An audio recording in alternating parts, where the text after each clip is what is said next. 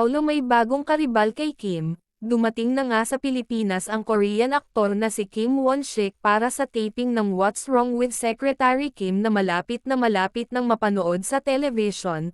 Sa isang interview sinabi nito na hindi pa niya name-meet ng personal sina Kim Chiu at Paulo Avellino kaya excited na rin siyang makaharap ang trending ngayon na love team ang Kim Pao, at mas excited raw siyang makita ng personal ang Chanita Princess, dagdag pa nito.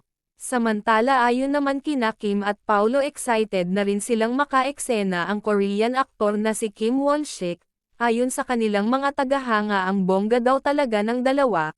Kaya excited na rin silang mapanood ang Filipino adaptation TV series ng What's Wrong with Secretary Kim.